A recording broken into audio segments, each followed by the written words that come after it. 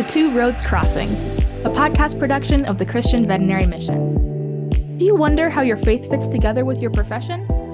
Well, join us as we explore how to live well at the intersection of two roads crossing.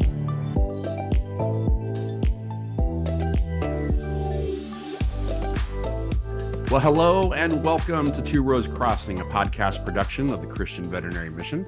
My name is Barry Schwank. I'm a pastor and a veterinarian and your host as we explore the intersection of faith and vocation. So here's a question. How do you know if you are in the right work environment? How do you know that you are in the right place, the place maybe where God wants you to be serving, the place where he desires for you to grow, to prosper, and also to make an impact? How do you know that things are going the way that he wants them to go for you? That can be tough. And especially as you are transitioning from being a veterinary student into the veterinary profession, that first job can be crucial. And it's hard sometimes to know whether we are in the right place or not. Today, I am joined by Dr. Ginger Pelc, who is a 2017 grad from North Carolina State University. And I would like to talk to you about the first year of practice, if you don't mind. Is that cool? Cool. Good. So and this is always kind of fun, I think, when you get together with a group of veterinarians to kind of, in some ways, share war stories about how was that first year of practice. And I'm sure that there are lots of things that happened that first year to you. So what, both good and bad, what were some of the things that you kind of walked away with after that first year of working? Yeah, so no, I mean, it was a big year of learning and growth, and that's going to be the case for any first year out. And I'll tell you, the learning never stops. So, but whether that's your first year out or whether at this point it's my sixth year out, I'm still always learning. But no, for me it was a fun year. It really was a fun year. Just finally getting to be able to put to practice everything that I had learned in school.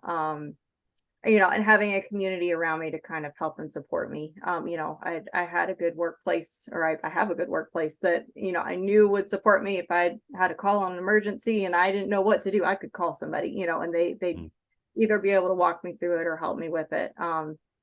But no, lots of fun stories of pulling calves in 1.5 feet of snow and a Dexter cow trapped by a hay ring because that was their only form of restraint, or putting a uterine prolapse in the middle of an ice storm, or doing a C-section on a dog on my first Saturday working by myself. So just lots of fun stories. Saying that, I think, no, I won't tell that story. I don't know whether it's never mind.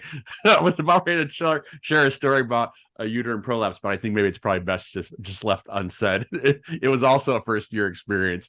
It wasn't nearly as positive, but that first year can be a lot of fun. Now, are you still in the same practice that you started off in? So this has been 6 years continually in the same practice? Yes. And that's for a lot of veterinarians, that's unusual to find a place that you can settle into for a prolonged period of time. What were some of the positive things during that first year that led you to say, this is the place where I can be, this is the place where I'm going to flourish? Yeah. So, I honestly thought God would place me in a Christian practice. And this is not a Christian practice, but it has been a practice that has allowed me to flourish in my faith, as well as flourish with what I enjoy doing with Christian Veterinary Mission and doing mission trips and stuff like that. Even though this was not a Christian-based practice, it is a practice in which I've been very thankful to have a boss who has treated me well, who treats his staff exceptionally well, and encourages us to do, what we enjoy. He sees the importance of things that go on more than just what's in the clinic. So like he saw how important missions was to me. And so he wanted to make sure that I was able to make that a priority and to make that happen. Because he saw that it made me a veterinarian that really enjoyed what I did. And that's important for keeping staff members, when they enjoy where they are. And how well he treated his staff. Not only did that provide excellent mentorship to me, but to also have receptionists and to have technicians that supported me from day one, through your ups, through your downs, through the things the things you don't know, the mistakes you make, the things that go right, and they were there to help and to help communicate with the staff and clients. Even from day one, one of my receptionists called me boss lady. I'm like, I'm not your boss. She's like, yeah, you are. You're a veterinarian. You're boss lady. So, just having that community that was very supportive was super, super important to helping me find a place that I grew and I thrived in. And that's really important. I think we touched a little bit on this in our last conversation, talking about kind of looking with a critical eye. And there's not going to be any particular clinical setting that's perfect, but looking with a critical eye. My grandmother used to say, you go into marriage with both eyes open and you stay married with one eye closed, just because you want to have a clear understanding of what you're getting into, but then once you get into it, you have to have a dose of forgiveness and kind of maybe look the other way in some ways. But community is so very important, and from a veterinary standpoint, feeling like you belong and you're connecting and you have good relationships with your coworkers is crucially important. What were some of the ways that those relationships kind of developed over time? Were there certain things that kind of helped maybe solidify you or kind of bond you with the clinic staff or the other veterinarians? Yeah. So, and actually the first thing that I come to find out later bonded me to them was during my job interview, I locked my keys in my truck. So I drove up to Erie. I locked my toolbox in the bed of my pickup because I said, I got some stuff in there. I'm sitting in a hotel parking lot, and that's where I keep my spare key for my truck because I never lock my toolbox. And I got to the clinic and I closed my truck door and I went, my keys are still sitting on the seat. And I proceeded to go through the whole day, and I said, I'll figure it out at the end of the day. And then they found me outside with a coat hanger trying to get me. My now boss called AAA for me. So, but it's just being able to laugh with each other, recognize when there's mistakes and being able to say, hey, I made a mistake, I need to work on that. So, but just being able to work with your staff, things that I found to be helpful my first year out. And it was easier to do my first year out because we weren't nearly as busy. COVID has made us a lot more busy. But I did make an intention every night to help the staff mop and sweep. And, if I wasn't working on charts or working with a patient, let's get everybody out the door at the same time. But just putting everybody on the same level, we're all a part of the same team. It doesn't matter which one of us isn't here. If one of us isn't here, this doesn't work well. There's not one person that's more important than another.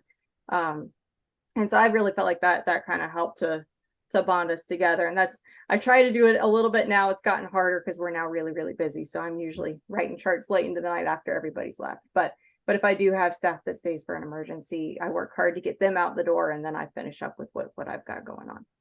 Well, it's interesting because when you go through that bonding experience, and even like I noticed that wasn't on your list of things that you recommended for people as they go into the workforce, locking their keys into their car. But once you become a person and you're vulnerable with your team, and you learn and you bond in that way, there will be moments like now when things get busy and you recognize you have people that have your back that are going to help you, and likewise that as you look at your staff as they're struggling, you can see that because you have developed those relationships, and so you know when to step in and say, hey, go take a break. Let me take care of this for you while here I brought in some donuts. I know you need something this morning. That kind of stuff along the way. What about from a negative perspective? Like, what were some of the things that during that first year that you had not anticipated, that you walked into and it was just a shock or a rude awakening? How about that? Maybe not a shock. Yeah. So, and I mean, you're gonna have, procedures that don't go right, or you make a diagnosis and it's not the correct diagnosis. I mean, I had a a Shih Tzu come in that had a super high lymphocyte count. And I saw her alone on a Saturday, and I ran a blood smear, and I thought what I saw were lymphocytes. Well, my boss saw her on Monday because she all of a sudden was draining, fluid from her uterus, and it ended up being a PIO. And I had told the lady that I was concerned her dog had lymphoma, and so then you look like the awful person that told her dog was going to die, but hey, guess what? We can now fix it. This is fantastic. And learning to communicate and to talk through those mistakes. When something happens, I don't like to give the phone to my boss for him to iron that out. I feel like as a veterinarian, it's important that they talk with the person who they originally talked to. And I need to be willing to have that conversation with them, to be able to admit, hey, I made a mistake. Guess what? This is what we're going to do from here. If you would like to see another veterinarian, that's perfectly fine. But I wanted to have that conversation with you because, we had originally had that conversation. And I even had that experience on our first Alaska mission trip by myself. I went with Dr. Wages, and we split into villages. And my very first surgery was a little dog named Penny, brought to us by one of the teachers in the school, who's somebody from the lower 48 states. And we showed up, and I mean, people were lined out the door. So you're panicking, you're trying to get everything together. And we finally thought we had everything together. And so we opened Penny up, and I pulled something out that looked like a uterus, but I didn't feel super good about it. So I put it back in, and I pulled it out again and put it back in. I did about 5 times. And finally I was like, okay, that's gotta be the uterus. I have an ovary attached to it. Well, I tied the ovary off, and then I couldn't find the round ligament of the broad ligament. And I was like, nope, that's a lymph node. That is not an ovary. And we're in the middle of an Alaska gym. The lady's literally standing over my shoulder. And so I had to communicate the entire time. Once I kind of pulled everything out, I realized I'd removed blood supply to about 2 inches of intestines. So we did a resection and an anastomosis in an Alaskan gym on ketamine and xylazine, with the lady standing over my shoulder. And I had to talk her through the entire thing as we performed the surgery. So, and that, to me, that was a very good lesson on, just communicate. You make a mistake, you say something about it. We did it. This is what we're doing to fix it. This is what we're going to do to help your dog. And she honestly was super, super appreciative by the end of it.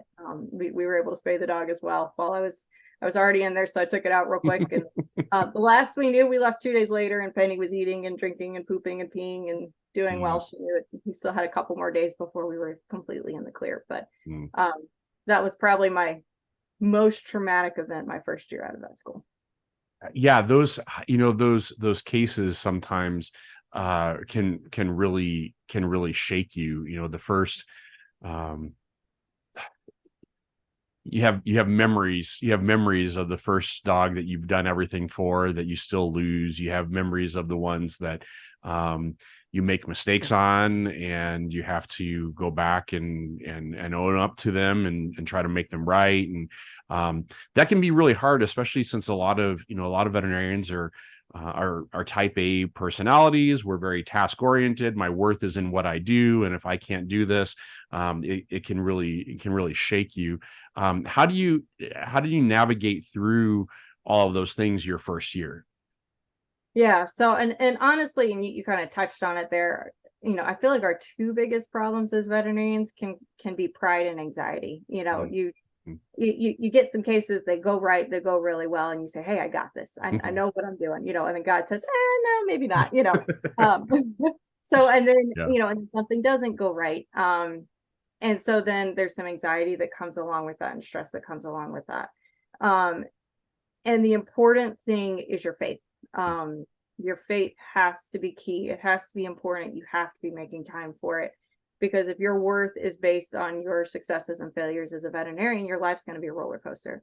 But if your value is in what Christ has done for you, and that you are a child of God, and you're made in the image of God, and you are here to spread the gospel, and that God has given you the opportunity to do that through veterinary medicine, through the things that go right and through the things that go wrong, and then it's not nearly quite the emotional roller coaster, because you have to learn from your mistakes. You have to do things differently because of them, but you can't let it keep you up at night, because if you're exhausted the next day, you're more likely to make mistakes. And that's something that I think I had a little bit of a heads up on, because I did emergency work at an equine hospital for 6 years before I even came out into practice. So the emergency phone doesn't quite scare me as much as it does some. And that's just because I've gotten used to it, and I know I'll wake up to it, and it is what it is. But you can't let those fears and anxieties not allow you to sleep. You can't play the what if game. At the end of the day, you've done your best. And the important thing is to make sure you've done it to the glory of God. And at that point, it's in his hands. I mean, if you go into, again, going back to prayer, you go into vet school praying to get there, and then to survive through it, and then to get out of vet school, and then to find the right practice. You have to learn how to trust God. And unfortunately, life and death is not in our hands. And there will be times where we may not measure up to our own expectations, and we have to learn how to live with that. And you're right. If we don't trust God and begin to see who we are as God's beloved, as his children, doesn't matter how long you're out of practice, it's going to be miserable. It's going to be really hard. It's going to be really hard to face if that's the way you're approaching it. When you think back about on that first year of practice, what were some other things that were really memorable or marked that experience for you? Yeah. And I think one of the things coming out of school and learning, being a woman who's 5'5" and 130 pounds, as a woman, you have physical limitations. And so learning what your limitations are, and sometimes as a guy, sometimes your limitations can be, being a bigger size, so my hands are teeny tiny and are really good for getting in tiny places, and, goat dystocias and stuff like that. But, my arms are not long enough to, swing a cow that's twisted its uterus and all of that. So, I learned that I had to roll all of those cows. Like I'm not wearing myself out trying to flip the cow inside the calf, or flip the calf inside the cow. We're going to lay the cow down, we're going to roll it, and then I can conserve all my energy for pulling the calf out. So for me, that was something kind of important to learn. You kind of go through school and you're like, oh, I can do everything that the guys can, but we can't. You have to make other considerations to get the job done. So, and just being aware of that, and also being aware of what you're good at and what you're not good at. Now that I've been in practice for a while, I'm really good at placing IV catheters, but that first year out, sometimes you have to admit, and go grab a technician and say, hey, can you put this catheter in? I've tried 2-3 times and I'm obviously not getting it, so let me pass it off. So, and just not being too proudful to go and grab somebody, because sometimes somebody's a lot better at doing something than you are. And even this past year, I had a dog that grabbed a branch while they were driving by on a side-by-side, and he fractured his jaw, and it was kind of stuck in place from the canine tooth. And I couldn't get it to pop back in. But my boss came and he figured it out. It was like a puzzle, just the root had to fit right back in, just in the right spot. And, and I had originally gone out and talked to him and said, hey, I don't know that we can get this back in. But then I was able to go back out to him and say, hey, I wasn't able to get it in, but somebody else was. And so fantastic. We're going to wire it and let's see what it does.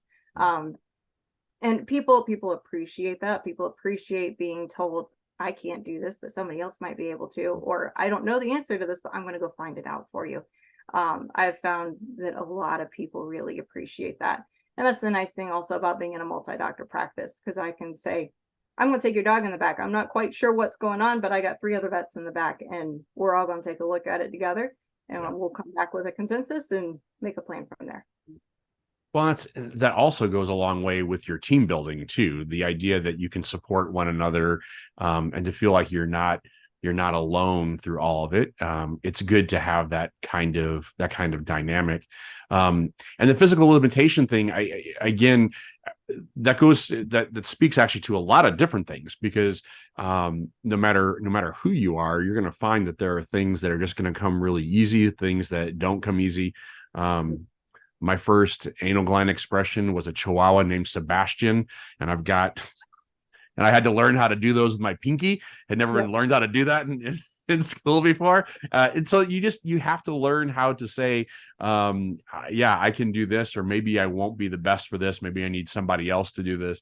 And that first year, it can be a little bit terrifying because you don't necessarily always know exactly what you can do and can't do until you've tried it and failed. And that's a hard thing. Did you have a lot of those kind of failure lessons, and how did those balance out with the success stories in your first year?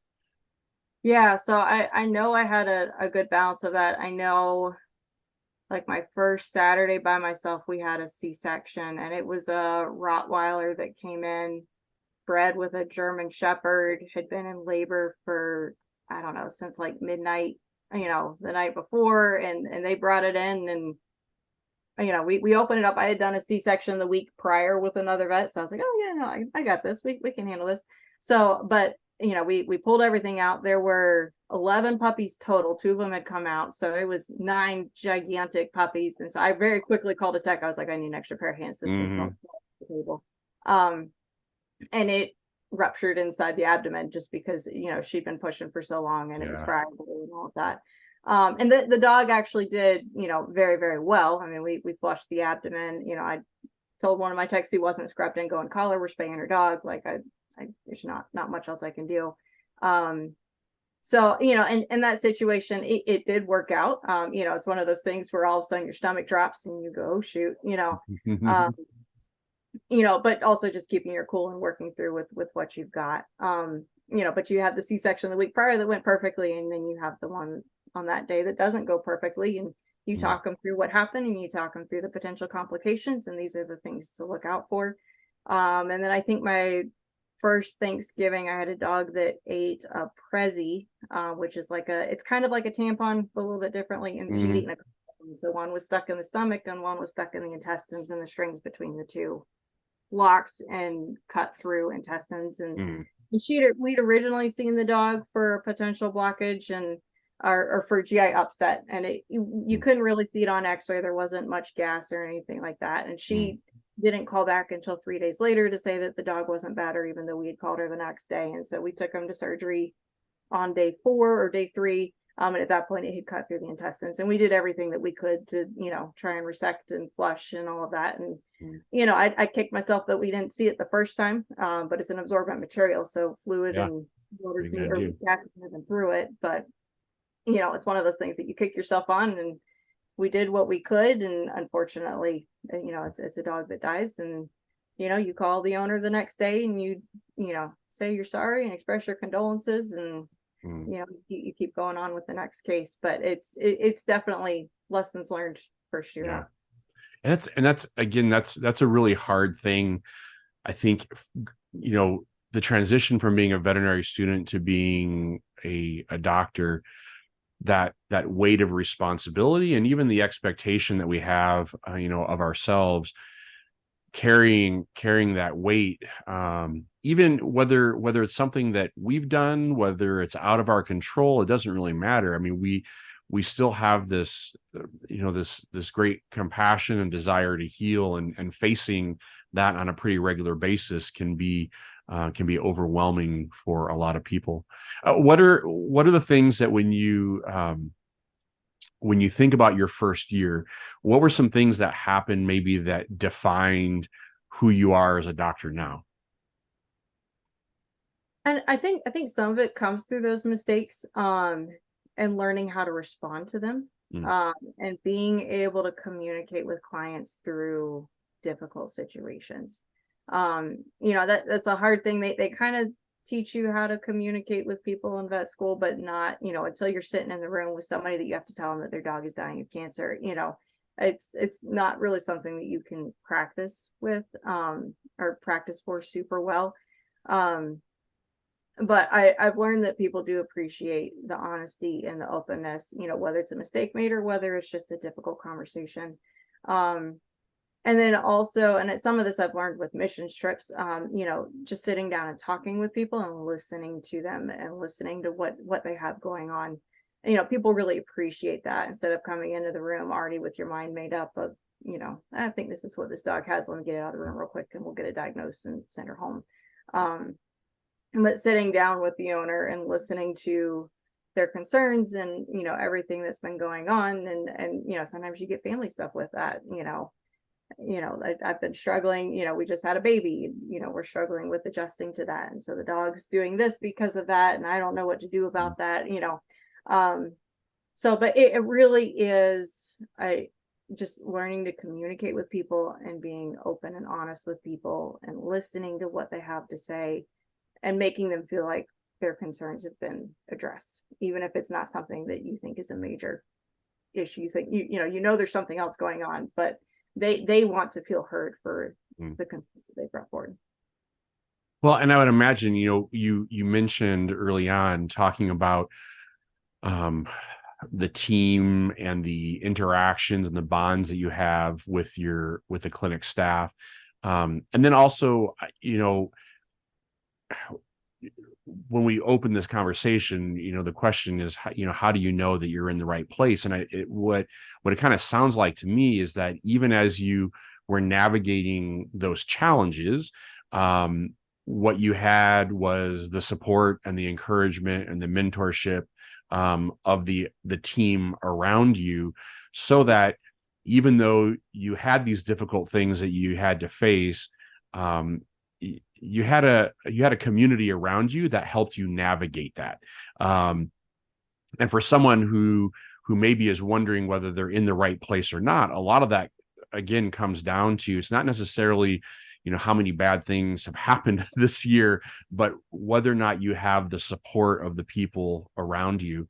As if you were to give maybe some advice to some new doctors going into their first year, what would you recommend for them to do, as they're going to face the exact same like I hate to say this, if you're listening and you're a new you're going to face this. There's going to be some challenges. There's going to be some good and bad.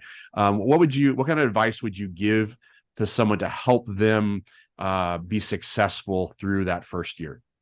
Yeah. So, and we've talked about the community within the clinic, but it's also important to have a really good community outside of the clinic.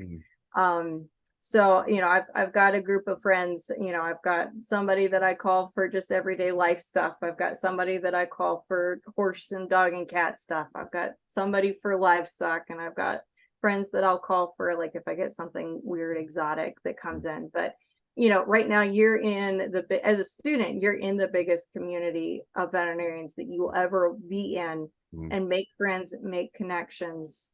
So that way you've got somebody to call when you don't know the answer to something. You've got a resource to say, hey, I know that person that I went to school with probably knows what to do with this, and so making those friendships now and having those connections is super helpful for when you get out of school.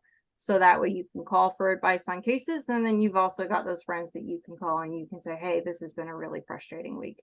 This is what I've dealt with. I don't know if I should have done this differently, or should I have answered this differently? Should I have done a different procedure, and to have somebody to sit there and to talk through all of that with you is just really, really important.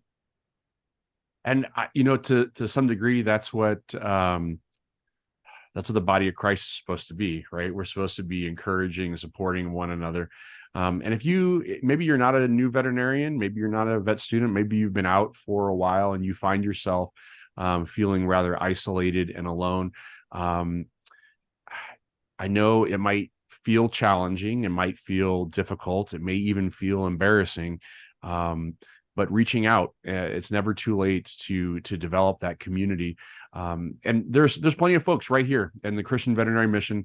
We have region reps, we have area directors, we have short-term teams, team leaders. We even have some guy who does podcasts every now and again, who would be more than willing to talk with you and to help you get connected and to feel connected. It just takes a moment to reach out. Part of what we have to do is take the good and the bad and just hand it all over to God. be the part of the body that he's called us to be, allow ourselves to be a part of that body, to give and to receive.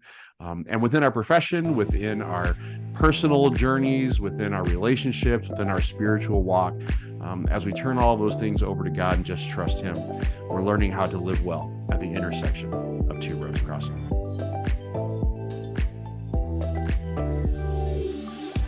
Thank you for listening to Two Roads Crossing, a podcast production of the Christian Veterinary Mission.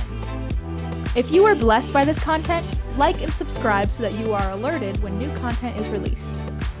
If you would like more information about CVM, or if you have questions, comments, or topical suggestions, you can find us online at www.cvm.org. Or you can contact us by emailing podcast@cvm.org. God has a plan for the nations, and that plan includes you.